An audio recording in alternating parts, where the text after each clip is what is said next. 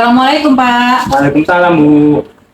Gimana kabarnya hari ini Pak? Baik Bu. Ibu bagaimana kabarnya? Alhamdulillah baik Pak. Gini Pak, saya ingin sharing tentang rubrik penilaian proses coaching. Gimana Pak, bisa? Bisa Bu. Jadi dari proses coaching nanti itu yang akan saya lakukan dengan Ibu Dewi bisa mengidentifikasi keberhasilan saya sejauh mana saya bisa menjadi coach dan dapat menggali potensi yang ada pada diri Bu Dewi sebagai coach. Kompetensi coaching mana yang ingin dikembangkan Pak? Jadi Bu, dari proses coaching nanti kompetensi yang ingin saya kembangkan adalah menyusun pertanyaan yang berbobot supaya saya bisa membantu coach menemukan masalah dari yang dihadapinya. Oke baik. Bagian kompetensi mana yang ingin Bapak observasi? Nah, jadi yang ingin diobservasi kalau dari saya bagian identifikasi Bu, karena saya kadang-kadang masih bingung menemukan kata kunci untuk mengidentifikasi dari masalah si kucing. Kemudian apa Pak indikator ketercapaian tujuan yang ingin dicapai sebagai coach? Nah, indikator ketercapaian dari yang ingin dicapai adalah saya dapat menggali potensi agar mereka dapat mengeluarkan solusi dari masalah yang dihadapinya. Baik, oke. Kalau begitu silahkan Bapak melakukan proses coachingnya Pak. Ya, terima kasih Bu. Sama-sama. Assalamualaikum Pak, selamat sore Pak. Waalaikumsalam, sore Bu. Apa kabarnya Bu? Alhamdulillah kabarnya baik. Bapak gimana kabarnya? Alhamdulillah baik Bu. Ada apa Bu ingin bertemu dengan saya? Iya Pak, sebelumnya saya berterima kasih atas waktunya. Begini Pak, ada sedikit yang ingin saya bicarakan. Jadi dari pertemuan ini apa yang ingin Ibu dapatkan nantinya Bu?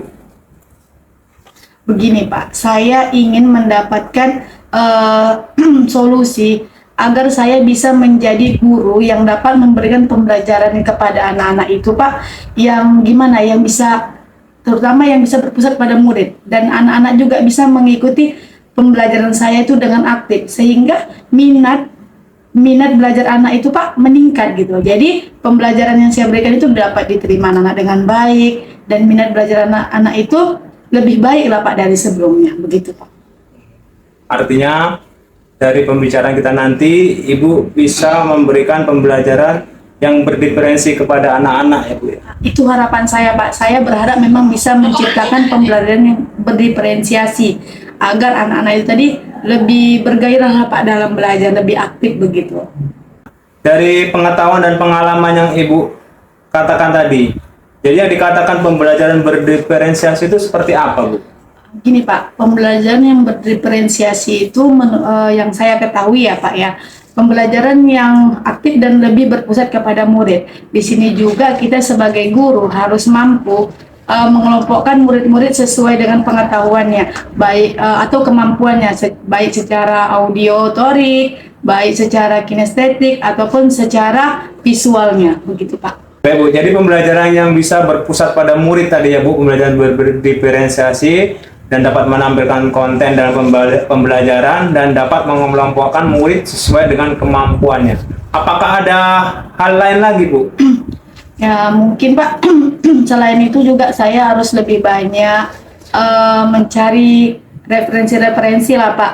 Referensi itu metode atau media pembelajaran yang mungkin ada di video-video YouTube atau dari rekan-rekan sejawat yang mungkin bisa saya pergunakan dan saya terapkan di kelas saya untuk menarik atau membuat murid saya lebih aktif lagi Pak. Baik Pak, mungkin ada yang banyak yang bisa saya lakukan lagi. Saya bisa mungkin mencari referensi-referensi baru, metode atau media-media pembelajaran yang bisa saya terapkan di kelas saya.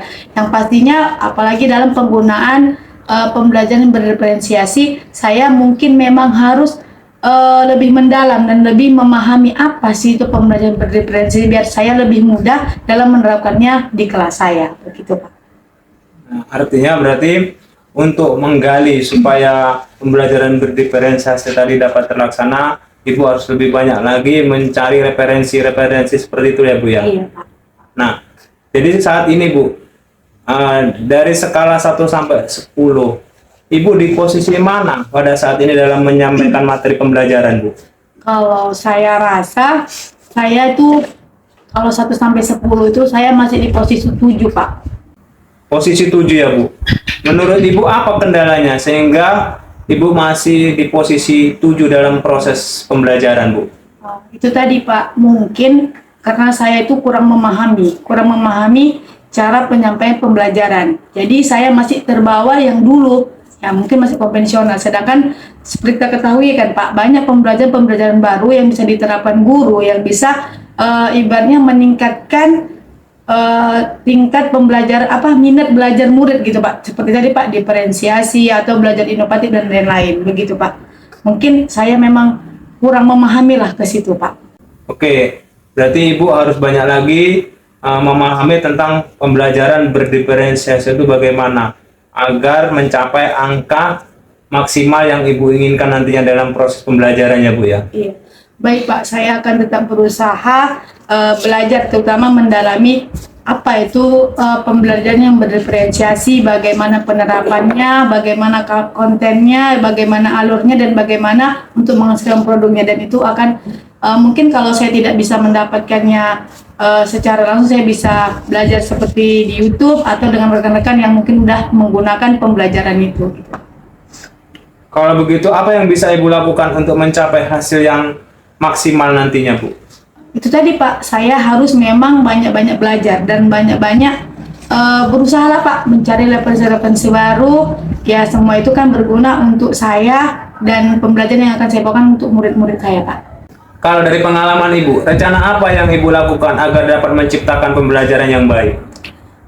Rencana saya itu, saya pertama saya akan menggali atau memahami dulu pembelajaran yang berdiferensiasi itu. Saya akan menyiapkan kontennya, saya akan mempelajari proses-prosesnya, bagaimana penerapannya kan Pak. Baru saya akan memikirkan produk apa yang bisa diciptakan dari pembelajaran itu, begitu Pak. Dan saya akan berusaha menerapkan itu dengan hasil yang saya ketahui dan yang saya pahami akan saya terapkan kepada murid-murid saya di kelas. Oh, seperti itu ya Bu. Apakah ada lagi Bu kira-kira yang bisa dilakukan untuk meningkatkan kemampuan Ibu dalam melaksanakan pembelajaran berdiferensiasi? Mungkin ya Pak, dengan pembelajaran diferensiasi itu saja pun bisa saya tambahkan dengan adanya pembelajaran berdiferensi yang ada KSI-nya gitu Pak, atau bila perlu nanti saya akan menambahkannya ada inovatifnya. Jadi pembelajaran itu lebih aktif, hidup, dan kreatif begitu Pak. Seperti itu ya Bu. Kira-kira ada lagi Bu solusi yang lain nantinya Bu yang akan Ibu terapkan?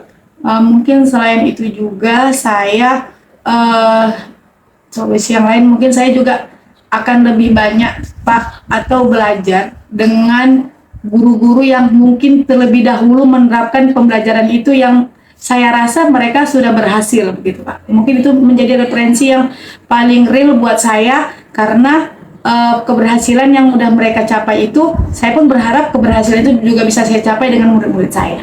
Iya, iya.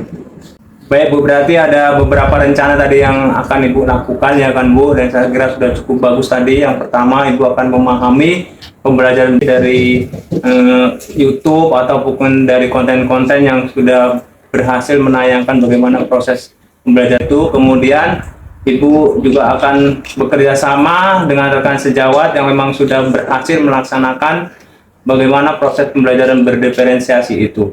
Nah, kira-kira dari rencana ini kapan Ibu akan melaksanakannya?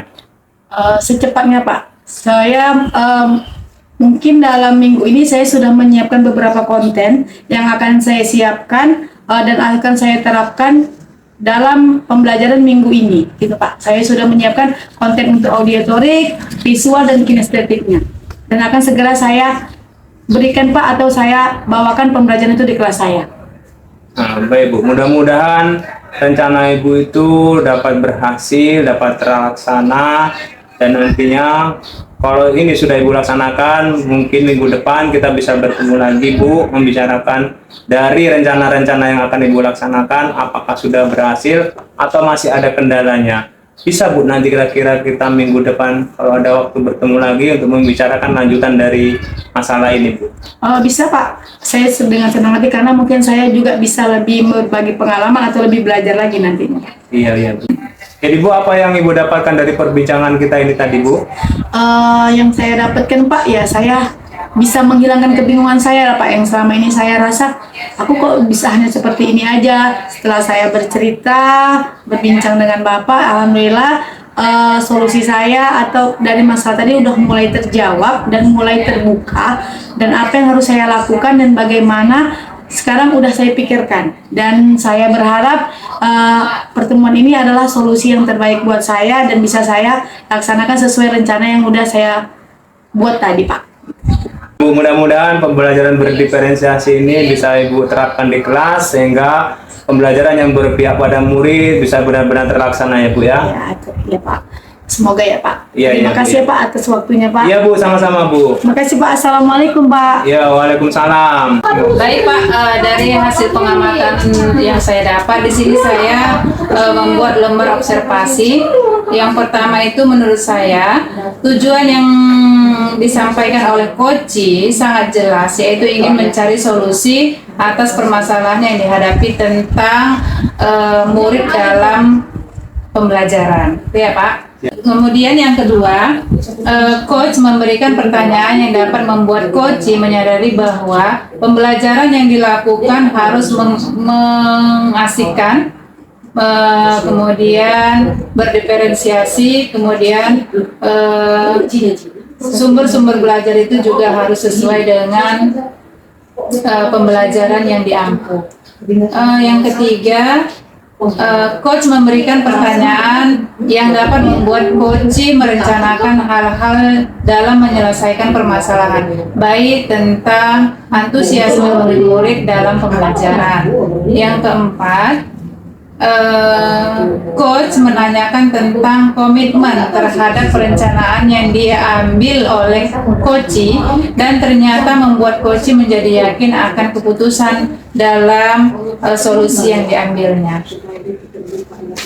Baik Pak, di sini saya sudah mempunyai beberapa catatan. Namun sebelum saya sampaikan catatan itu, saya mempunyai beberapa pertanyaan kepada Bapak. Yang pertama itu, apakah yang sudah Bapak lakukan pada saat proses coaching tadi? Kemudian, adakah indikator yang perlu dicapai pada saat proses coaching tadi? Ya Bu, terima kasih Bu. Jadi pada saat saya melakukan coaching tadi, saya sudah melakukan prinsip coaching, yaitu yang pertama kemitraan, proses kreatif, dan memaksimalkan potensi dari coaching. Kemudian ada indikator yang ingin dicapai, yaitu indikator yang ingin saya capai, yaitu saya akan mendengarkan aktif dan mengajukan pertanyaan berbobot, yaitu sudah saya lakukan Bu, supaya benar-benar bisa menggali potensi dari coaching.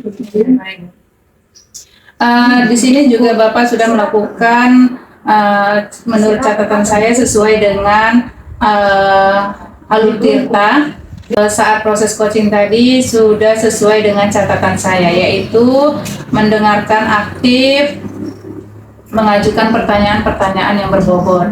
Kemudian yang paling utama itu saya lihat Bapak tadi sudah mengajukan pertanyaan-pertanyaan sesuai dengan Alur Tirta. Kemudian pertanyaan terakhir ya Pak, kompetensi apa yang ingin Bapak kembangkan pada saat proses coaching ini? Ya Bu, jadi kompetensi yang ingin saya kembangkan lagi dalam proses coaching adalah yang pertama kehadiran penuh Bu. Kemudian yang kedua saya ingin melatih lagi bagaimana mengajukan pertanyaan berbobot agar dapat menggali potensi yang dimiliki oleh si coach Bu. Oke, baik. Mungkin hanya sampai di situ saja, Pak. Mudah-mudahan pengamatan saya tadi bisa menjadi motivasi atau catatan untuk Bapak agar menjadi coach yang lebih baik lagi ke depannya. Ya, terima kasih Bu.